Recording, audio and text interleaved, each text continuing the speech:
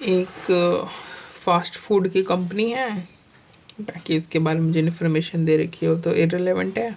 यहाँ से असली बात शुरू होती है कि उसकी जो 2018-19 की जो परफॉर्मेंस है वो नीचे दे रखी है। फास्ट फूड कंपनी की performance, sale number of burgers की इतनी देर की कि इसमें बजट हमने किया था कि 2 लाख हम बेचेंगे, एक्चुअल में हम सिर्फ 1,65,000 यूनिट बेच पाए।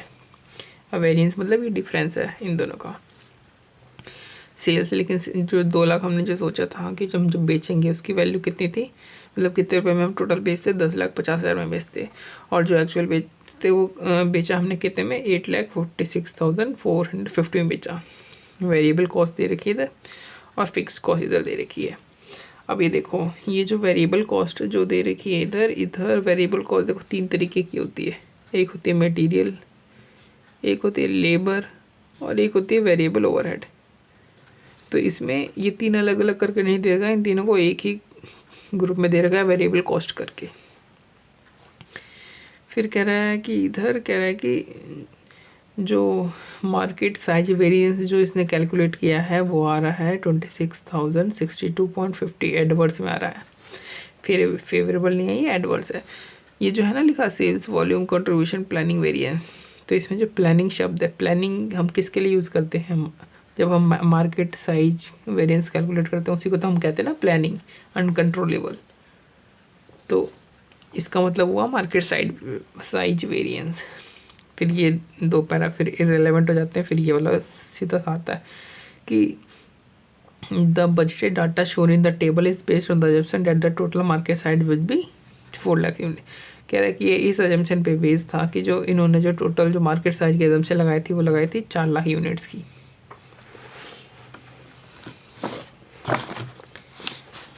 उसके बाद सीधा हमसे रिकॉन्सिलेशन स्टेटमेंट बनाने को मांगता है।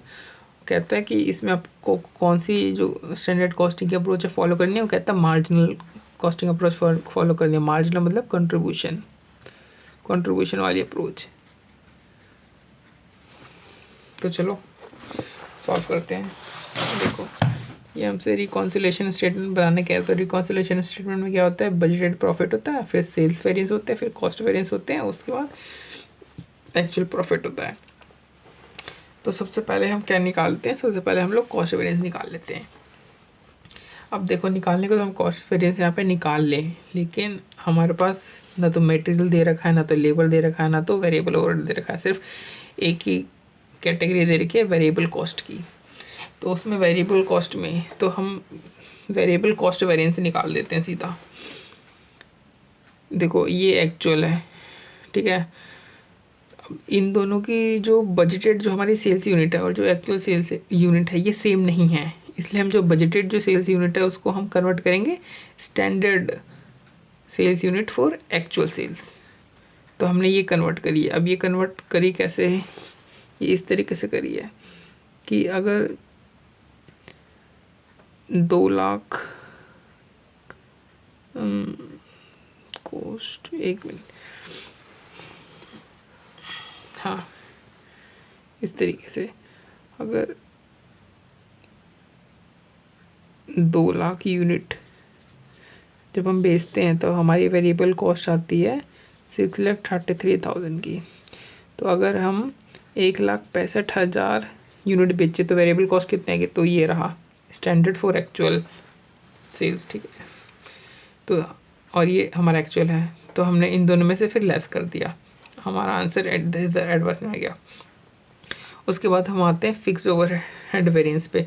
तो जब भी जो हम स्टैंडर्ड कॉस्टिंग वाले मार्जिनल कॉस्टिंग फॉलो करते हैं तो फिक्स ओवरहेड में सिर्फ सब एक ही वेरिएंस हम लोग कैलकुलेट करते हैं। वो कौन सा वेरिएंस होता है, वो होता है एक्सपेंडिचर वेरिएंस। और एक्सपेंडिचर वेरिएंस तो बहुत ही सिंपल है। इसमें क्या होता है, एक्सपेंडिचर वेरिएंस में हम जो बजट में से एक्चुअल को माइनस करते हैं। तो बजट फिक्स एक्सपेंडिचर ये रहा है और एक्चुअल फिक्स एक्सपेंडिचर ये रहा, लेस कर दिया। तो यानी हमारी कॉस्ट वेरिएंस हमने निकाल ली है। अब हमें सिर्फ अपनी सेल्स वेरिएंस निकालनी है। तो जो सेल्स वेरिएंस होती है, सेल्स वेरिएंस किस तरीके से निकालते हैं, सेल्स वेरिएंस का मतलब ये होता है कि हम निकाल रहे हैं कि वो अमाउंट जिसके लिए सेल्स मैनेजर जिम्मेदार है, यानी वो कंट्रीब्यूशन का डिफरेंस जिसके लिए कौन जिम्मेदार है, सेल्स मैनेजर जिम्मेदार है। क्योंकि सेल्स मैनेजर तो सेल्स प्राइस के लिए जिम्मेदार होता है और किसी भी तरीके के एक्सपेंसेस में वेरिएशन के लिए जिम्मेदार तो होता नहीं है। तो देखो जो बजटेड है हमारी सेल, ये हमने पर यूनिट में निकाल ली है। बजट की सेल वेरिएबल कॉस्ट हमने डाली और बजट के यूनिट से डिवाइड कर दी, तो ये हमारी बजट की सेल पर यूनिट और बजट की वेरिएबल कॉस्ट पर यूनिट आ गई और ये बजट वाली कंट्रीब्यूशन आ गई।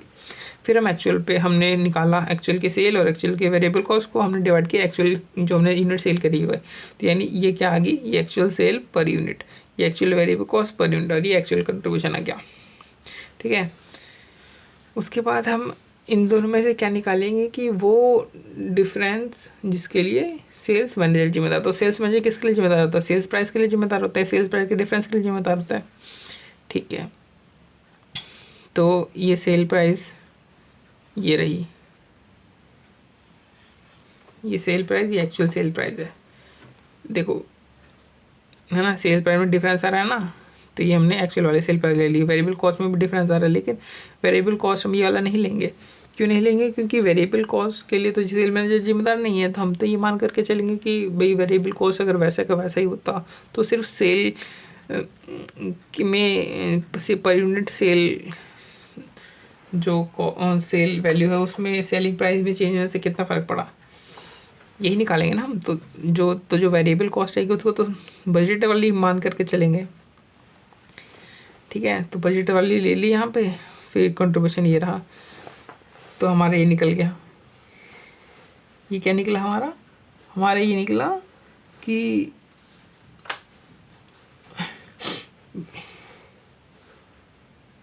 स्टैंडर्ड निकला एक तरीके से।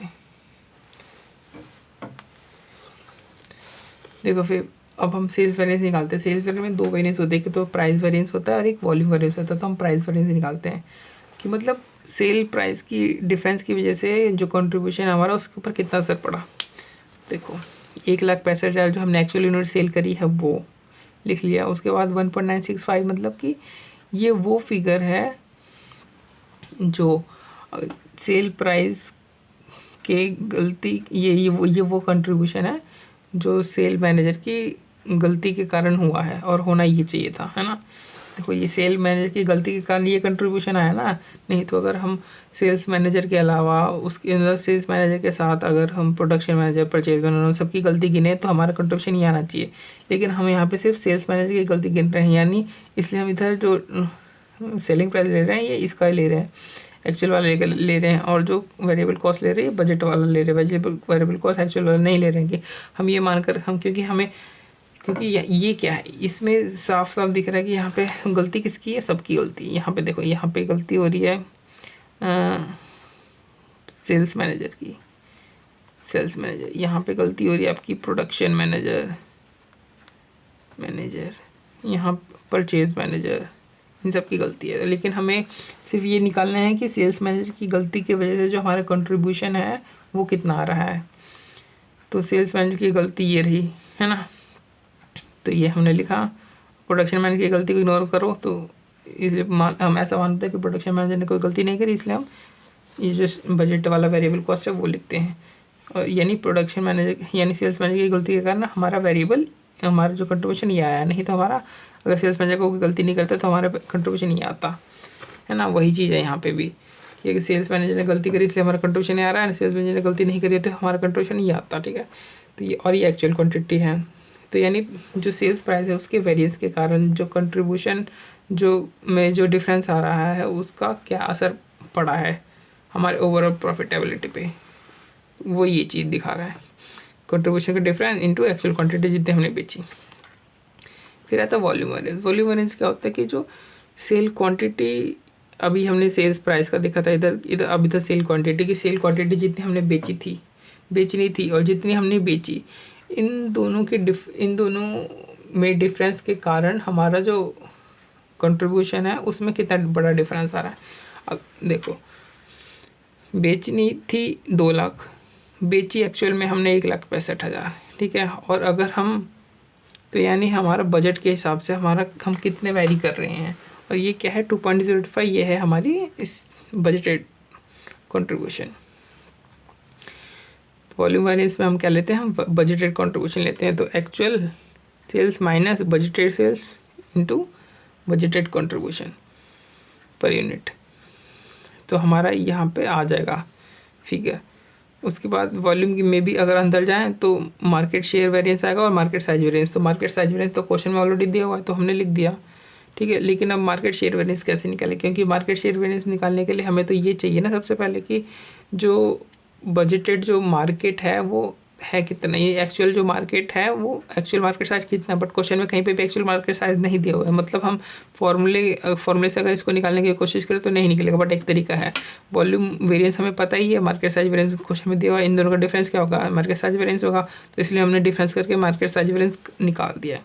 अब जबकि हमारे पास सारे वेरिएंस निकल गए हैं तो हमने बजट प्रॉफिट में सेल्स वेरिएंस कॉस्ट वेरिएंस को एडजस्ट किया और तो हमारा एक्चुअल प्रॉफिट हमारा निकल गया, ठीक है। तो मैं एक बार दोबारा से बता देता हूँ यहाँ पे वॉल्यूम वेरिएंस का मतलब क्या होता है। वॉल्यूम वेरिएंस का मतलब ये होता है कि अगर हमारा कंट्रीब्यूशन, अगर हमारा जो वेरिएबल कॉस्ट है और जो सेल प्राइस है इनमें अगर हमारा कोई डिफरेंस नहीं होता, मतलब वॉल्यूम वेरिएंस कहता है कि सिर्फ हमारे वॉल्यूम के कारण कितना वेरिएंस आया हम वो देखना चाहते हैं। हम ये देखना नहीं चाहते कि वेरिएबल कॉस्ट के कारण कितना वेरिएंस आया, डिफरेंस आया, या सेल जो हमने सेल प्राइस में जो डिफरेंस हुआ उसके अंदर उसके चलते कितना बैलेंस आया। हम सिर्फ वेरिएंस किसका देखना चाहते थे, वॉल्यूम का। इसलिए अगर हम सिर्फ वॉल्यूम का वेरिएंस देखना चाहते हैं तो हम जो अदर्स फैक्टर जो बाकी वॉल्यूम के अलावा जो भी फैक्टर्स हैं उसको हम सेम मान करके कांस्टेंट मान करके चलते हैं। तो कांस्टेंट मान करके चलते हैं तो हमारा कंट्रीब्यूशन क्या होगा, बजटेड कंट्रीब्यूशन ही तो होगा ना।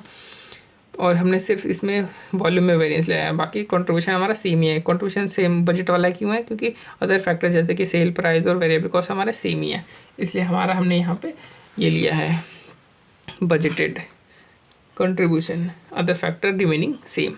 उसी तरीके से प्राइस वेरिएंस में हम क्या मान रहे हैं कि प्राइस वेरिएंस, खैर मैं वो बता ही चुका हूँ इतना अच्छे से विस्तार से।